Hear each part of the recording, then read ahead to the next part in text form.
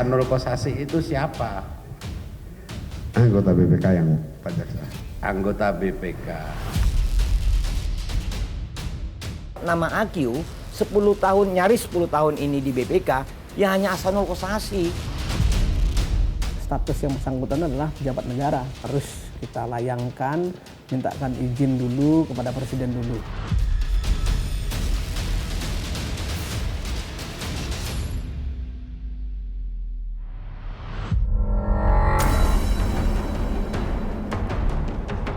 Hari demi hari, persidangan kasus korupsi BTS 4G Bakti semakin menarik. Satu demi satu, nama-nama orang besar di Republik ini disebut. Mulai dari pengusaha, politisi, hingga pejabat tinggi negara. Nyatanya, ada banyak tangan-tangan tak kasat mata turut bermain di balik proyek strategis negara. Menggunting dalam lipatan, mengambil kesempatan di balik beragam penyelewengan di proyek bakti. 11 Oktober lalu, Menteri Pemuda dan Olahraga Dito Aryo Tejo sudah dihadirkan sebagai saksi di persidangan. Dito dimintai keterangan terkait aliran uang 27 miliar rupiah yang diberikan melalui Irwan Hermawan. Namun Menteri Muda Dito membantah semua keterangan saksi yang menyebut menyerahkan uang ke rumahnya di Jalan Denpasar 34 Jakarta Selatan. Faktanya dia katanya datang ke rumah itu. Saya merasa tidak pernah melihat beliau, tidak mengenal. Iya. Kemudian kemarin juga pada saat pemeriksaan saksi Rezi, Siapa yang mulia? ya, pada saat datang di rumah saudara di Jalan Denpasar nomor 34 itu, dia ada membawa bingkisan. Itu keterangannya Rezi. Siap. Nah, sekarang ketegasan saudara lagi. Apakah benar ada bingkisan itu? Saya berdasarkan apa yang saya baca di media yang berkembang. Fakta aja. Faktanya saya tidak pernah menerima bingkisan. Saudara tidak pernah menerima bingkisan. Tidak pernah menerima Saya kan bingkisan. tidak melanjutkan pertanyaan apa isi bingkisan itu, kan gitu. Terima saja tidak pernah, pagi saya tahu isinya, Pak. Iya. 23 Oktober lalu, giliran nama petinggi Badan Pemeriksa Keuangan dikulik oleh Jaksa Penuntut Umum. Kali ini adalah nama Ahsanul Kossasi. Anggota 3 Badan Pemeriksa Keuangan yang disebut-sebut turut kecipratan fulus hasil korupsi. Jaksa Penuntut Umum mencecar terdakwa Galumbang Menak dan Irwan Hermawan tentang sosok Aq. Nama Aq muncul dalam percakapan di grup WhatsApp antara Anang Ahmad Latif, Galumbang Menak, dan Irwan Hermawan. Dalam percakapan terungkap, Anang Latif mengajak Galumbang Menak untuk bertemu dengan Aq. Sosok Aq yang dimaksud tak lain adalah Ahsanul Kossasi. Jangan sekarang lah bos, reda dulu. Ini tim BPK ancam soal data yang nggak pernah dikasihkan. Ya, Apa maksud dari percakapan? saya lupa namanya gitu, lupa. Saudara lupa ya? Saudara tahu yang dimaksud Aq itu siapa? Menghadap Aq. AQ. Ya Pak Ahsanul. Siapa? Pak Ahsanul. Ahsanul siapa? Kossasi. Ahsanul Kossasi. Iya. Itu siapa? Ya Aq. Iya siapa? Ahsanul Kossasi itu siapa? Anggota BPK yang Pak Jaksa. Anggota BPK. Namun Galumbang Menak dan Irwan Hermawan dua-duanya kompak mengaku lupa. Sejak 23 Oktober lalu, sebenarnya Irwan Hermawan mengajukan diri sebagai justice collaborator di pusaran korupsi BTS Bakti. Dengan begitu, semestinya Irwan tidak perlu ragu-ragu lagi membeberkan semua nama yang turut kecipratan duit korupsi BTS Bakti. Bukan malah sebaliknya, mengaku tidak tahu dan lupa. Apakah saudara saksi tahu bahwa 40 miliar yang diserahkan melalui Sadikin untuk BPK itu untuk siapa? Oh, untuk siapa saya tidak tahu. Saudara tidak tahu. Tidak. Apakah saudara tahu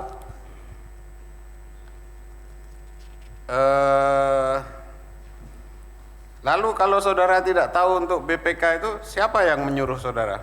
Pak Anang menyuruh ke Pak Windy. Nama Badan Pemeriksa Keuangan atau BPK bukannya baru sekali ini disebut di persidangan korupsi BTS Bakti.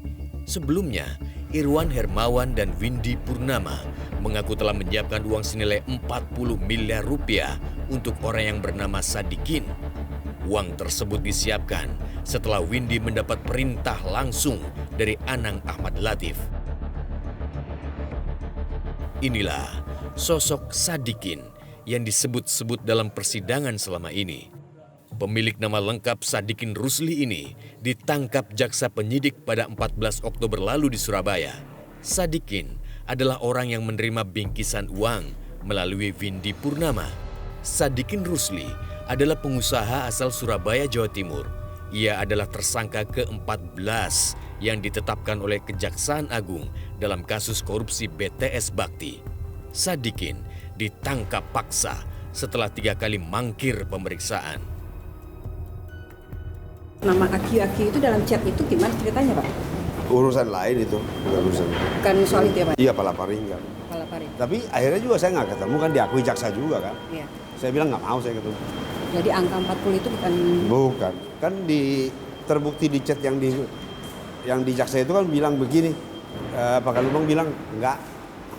Kan di chatnya juga begitu. Pak Irwan, yang si Sadikin itu sebenarnya yang minta 40 itu siapa, Pak? Angka 40 itu siapa, Pak? Yang antar Windy. Windy. Ya. Tapi Bapak pernah ketemu sama Sadikin itu? Tidak. Nggak pernah? Jadi yang minta itu Sadikinnya atau Pak Akiunya itu, Pak? Oh, tidak tahu saya. Nggak tahu, Pak ya? Iya. Jadi yang nyebut nama 40 itu yang berhubungan langsung itu Windy, Pak? Windy yang ke Sadikin, saya tidak pernah. Windy. Ya. Windy yang ke Sadikin. Iya. Tapi Sadikin itu sebenarnya sama si Aki itu hubungannya apa, Pak? Oh, nggak tahu. Makasih ya, Pak. Iya. Indonesia Audit Watch menilai terseretnya nama petinggi BPK di pusaran mega korupsi BTS Bakti telah menjatuhkan marwah lembaga tinggi pemeriksa keuangan di negara ini. Kejaksaan Agung didesak tidak lagi mengulur waktu dan segera memeriksa Ahsanul Kossasi, anggota BPK yang namanya disebut di persidangan. Kasus bagaimana hasil audit, jual beli hasil audit di beberapa provinsi sudah terbuka. Cuman belum sampai kepada tingkat pimpinan atau anggota BPK-nya kan, badan. Nah, tapi kalau yang ini telak. Nah, kita doa supaya dari sini bisa makin bersih BPK. BPK milik kita kan. Tapi hari ini BPK miliknya Ahsanul.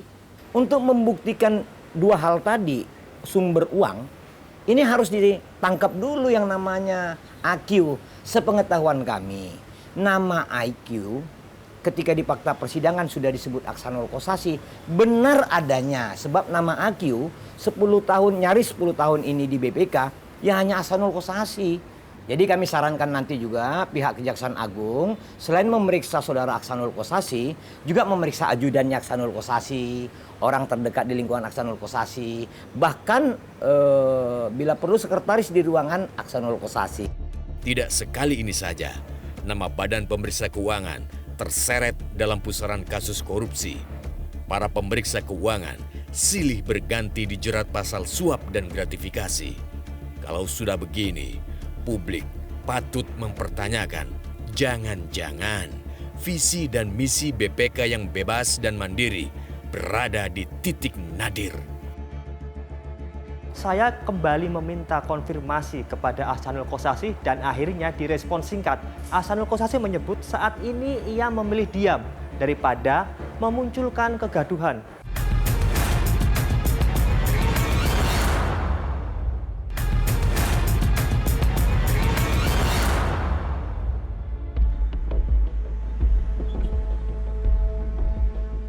Inilah Hotel Grand Hyatt yang disebut-sebut sebagai tempat serah terima uang dari Windy Purnama kepada Sadikin Rusli. Di persidangan 4 Oktober 2023 lalu, saksi kunci Windy Purnama membeberkan kronologis serah terima fulus melalui Sadikin. Kita bertemu di Grand Hyatt, permintaannya Sadikin. Ya, saya setujui. Akhirnya di hari pertemuan itu saya bertemunya tuh pertama kali di kolam renang, Pak. Saya lupa lantai berapa itu ya. Bertemu dengan Pak Sadikin di kolam renang mana? Di Hotel Grand Hyatt. Kolam renang yang di lantai 5 itu, yang restoran yang ada restorannya, betul. Iya, betul.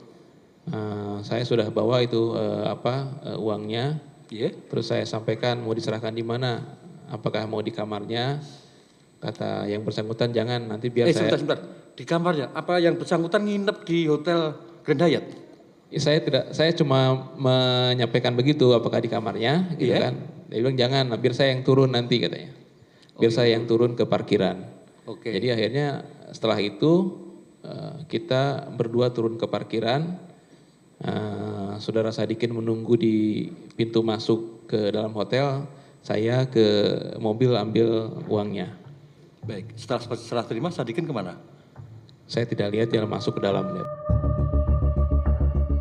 Realitas menelusuri lokasi penyerahan uang pecahan dolar Amerika dan dolar Singapura senilai 40 miliar rupiah. Di restoran di lantai 5 inilah Windy bertemu dengan Sadikin untuk pertama kalinya. Di restoran poolside, Windy dan Sadikin merancang skenario pemindahan koper berisi uang senilai 40 miliar rupiah. Dari fakta persidangan kesaksian Windy, terungkap Anang Latiflah yang memerintahkan langsung penyerahan uang tersebut. Uang kemudian disiapkan oleh Irwan Hermawan untuk diberikan kepada Badan Pemeriksa Keuangan melalui perantara bernama Sadikin. Informasi yang realitas dapatkan di hari yang sama, penyerahan uang tersebut entah sebuah kebetulan atau tidak, Ahsanul Kossasi berada di sebuah kamar di Hotel Grand Hyatt. Kuat diduga, fulus 40 miliar rupiah yang dialirkan ke BPK RI adalah untuk membereskan temuan penyimpangan dalam audit anggaran Kominfo tahun 2021. Sejak Juni lalu, Realitas sudah berkali-kali mencoba meminta konfirmasi kepada anggota 3 BPK Ahsanul Kossasi yang membawahi entitas pemeriksaan Kominfo. Namun permintaan wawancara Realitas tak pernah digubris. Realitas juga mengonfirmasi dugaan aliran dana kepada Sekjen BPK Bakhtiar Arif. Namun Bakhtiar Arif enggan berkomentar banyak. Berarti kalau minta pernyataan Bapak nih tanggapannya terkait katanya ada setoran nggak bisa Pak? Belum. Di laporan aja. Realitas terus mencoba meminta konfirmasi soal aliran uang 40 miliar rupiah kepada BPK dalam beberapa kesempatan. Pertengahan September lalu saya juga menemui Kabiro Humas Yudi Ramdan di kantor BPK. Saat itu juga ada Ketua BPK Ismayatun turut menemui Realitas. Namun Ketua BPK enggan memberikan klarifikasi. Sementara Kabiro Humas hanya menyebut akan mengikuti proses hukum yang ada. BPK menyampaikan bahwa apabila dalam proses penegakan hukum ada keterlibatan BPK, maka BPK menghormati dan mengikuti proses hukum yang berlaku. Dan minggu lalu, tepatnya 23 Oktober, nama Ahsanul Kossasi mulai disebut langsung di persidangan. Tidak hanya nama lembaga BPK yang disebut, tapi jelas-jelas menyebut nama Ahsanul Kossasi. Pekan lalu, saya kembali meminta konfirmasi kepada Ahsanul Kossasi dan akhirnya direspon singkat melalui percakapan WhatsApp. Ahsanul Kossasi menyebut saat ini ia memilih diam daripada memunculkan kegaduhan. Saya tidak tahu apakah jawaban Ahsanul itu adalah pengakuan yang implisit ataukah itu adalah bantahan. Yang jelas, Kejaksaan Agung menyebut akan segera memeriksa anggota 3 BPK Ahsanul Kossasi. Penyidik Gedung Bundar Kejaksaan Agung mengaku sudah menyiapkan prosedur pemanggilan Ahsanul Kossasi sebab dengan statusnya sebagai pejabat tinggi negara, tentu saja diperlukan perizinan Presiden untuk memeriksanya. Sampai saat ini sudah 14 tersangka kita lakukan penetapan. Ya. Sadikin ini menurut informasi yang kita terima dari persidangan ya, itu ada kaitan dengan BPK. Sehingga suka tidak suka, mau tidak mau, penyidik harus melakukan pemeriksaan terhadap orang-orang yang disebutkan dalam proses persidangan. Karena ini sudah menjadi milik publik, jadi nggak bisa kita abaikan ini keterangan yang muncul gitu loh. Ahsanul Qosasi ya Pak. Itu apakah nanti ada tindak lanjut dari kejadian yang itu Pak? Kami sedang mempersiapkan ya untuk akan melakukan pemanggilan kepada yang bersangkutan. Karena bagaimanapun juga status yang bersangkutan adalah pejabat negara. Sehingga proses hukumnya memang harus kita layangkan, mintakan izin dulu kepada presiden dulu. Dan pasti akan kita dalami ya informasi yang muncul di persidangan, sehingga memang akan kita jadwalkan untuk melakukan pemanggilan kepada yang bersangkutan. Sosok Ahsanul Qosasi memang cukup seksi. Nama politisi kawakan ini beberapa kali tersenggol kasus suap dan gratifikasi, mulai dari dana hibah KONI hingga penyaluran bansos COVID-19. Ahsanul Qosasi mulai menapakkan kakinya di Badan Pemeriksa Keuangan sejak 16 Oktober 2014. Sejak saat itu, ia terus terpilih sebagai anggota BPK selama 2 periode terakhir hingga kini. Sebelumnya, pendiri klub Madura United ini adalah politisi DPR RI. Ahsanul malang melintang di Gedung Senayan sejak tahun 2009 hingga 2013. Setio ini lawyer yang dimaksud nggak Pak? Apa? Setio yang lawyer kerja sama Windu Aji. Ini bukan orangnya? Iya. Bener ya?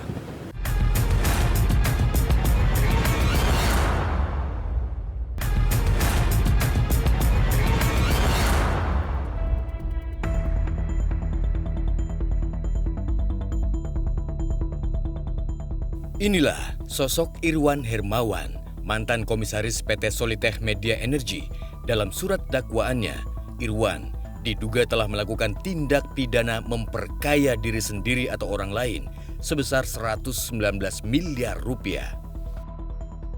Dari mulut Irwan Hermawan inilah nama-nama penerima aliran dana korupsi BTS Bakti terus digali oleh jaksa penuntut maupun majelis hakim. Sebab nyatanya, uang yang telah disalurkan ke pihak-pihak lain di kasus ini tidak kurang dari 243 miliar rupiah. Gara-gara itulah Irwan terlihat begitu takut. Ia mengaku khawatir dengan keselamatannya lantaran jadi bulan-bulanan teror dan intimidasi. Itu sebabnya di akhir masa persidangan kasusnya, Irwan mengajukan diri sebagai justice collaborator. Iya kan tadi 243 sekian miliar kan, Itu tadi baru 1,8, baru 2, miliar sekian. Yang besarnya ini kemana saja lainnya? Masih sisa ratusan miliar kan? Iya, yang coba disebutkan. Sebelumnya saya izin menyampaikan Yang Mulia. Apa? Sebetulnya saya sampai di BAP untuk perkara ini saya belum menyampaikan pemberian itu kemana Yang Mulia. Iya, saat waktu di BAP belum sempat memberikan saya belum keterangan. Sempat. Jadi mengenai keterangan saya ini ya? ada pada saat saya memberikan keterangan untuk tersangka Windy. Sampai jadi dari sejak saya jadi tersangka bulan Februari, dari mulai penyelidikan sampai bulan Mei saya tidak berani untuk menyampaikan kami para penerima. ingatkan ya, saudara sudah disumpah, jadi betul harus menerangkan yang sebenar-benarnya yang saudara siap alami. Yang Mulia. Ya? Siap Yang Jangan Mulia. ada yang ditutup-tutupi. Siap Yang Mulia. Nyatanya, memang ada nama-nama orang berpengaruh yang disebut oleh Irwan Hermawan. Mereka adalah pihak-pihak yang disebut bisa mengurus dan meredam perkara korupsi BTS Bakti, yaitu Edward Huta Hayan, Windu Aji Sutanto, dan Dito Aryo Tejo. Edward Huta Hayan sudah ditetapkan sebagai tersangka dan langsung ditahan pada 13 Oktober. Diduga, Edward telah menerima duit 15 miliar rupiah setelah mengintimidasi sekaligus menawarkan jasa pendampingan hukum kepada Anang Ahmad Latif. Sementara Dito Aryo Tejo sudah dihadirkan sebagai saksi persidangan di perkara terpisah dengan terdakwa Johnny Gerald Plate dan Anang Latif. Namun untuk Windu Aji Sutanto hingga kini belum juga ditetapkan sebagai tersangka. Padahal Windu Aji Sutanto kini sudah berada di balik terali besi gara-gara ditetapkan sebagai tersangka dalam kasus korupsi nikel. Pada persidangan 10 Oktober lalu, Realitas meminta konfirmasi langsung kepada Irwan Hermawan soal sosok Setio Joko Santoso, tim kuasa hukum yang disiapkan oleh geng Windu Aji Sutanto. Setio ini lawyer yang dimaksud nggak, Pak? Berapa?